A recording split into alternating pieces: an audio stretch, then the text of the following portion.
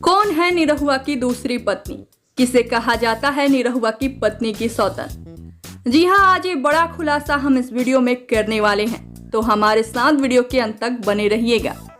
और वीडियो में आगे बढ़े उससे पहले आप वीडियो को लाइक कर दीजिए, चैनल को सब्सक्राइब कर लीजिए और वीडियो देखने के बाद इसे शेयर जरूर करें।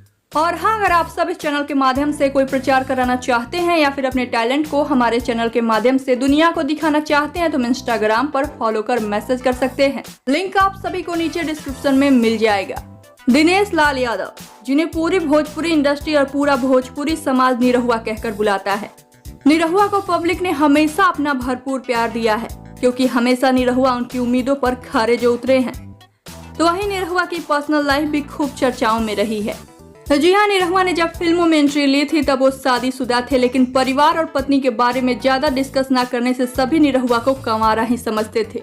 इंडस्ट्री में पहली बार निरहुआ का नाम जुड़ा उनकी को स्टार रही पाखी हेगड़े के साथ। खबर इतनी जोरदार फैली कि सभी ये दावा करने लगे कि निरहुआ और पाखी ने शादी कर ली है, दोनों पति पत्नी हैं। तभी निरहुआ ने ये पहली बार खुलासा किया कि वो शादीशुदा हैं और उनके 2 बेटे भी हैं। उस वक्त सबको ये झटका सा लगा था, क्योंकि निरहुआ ने कभी भी अपनी पत्नी संग तस्वीरें नहीं शेयर की थी।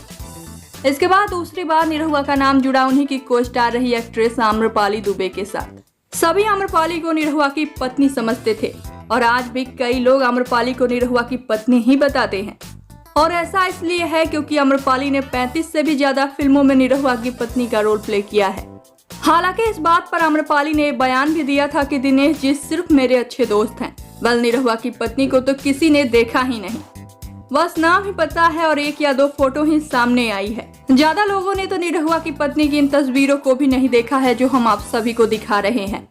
इसलिए आम्रपाली को लेकर सभी को ये गलतफहमी हो जाती है कि दोनों पति पत्नी हैं। वेल, इस खबर पर आप सबकी क्या है राय, बताइए हमें नीचे कमेंट बॉक्स में। और वीडियो पसंद आया हो तो इसे लाइक करें, शेयर करें और चैनल को सब्सक्राइब जरूर करें।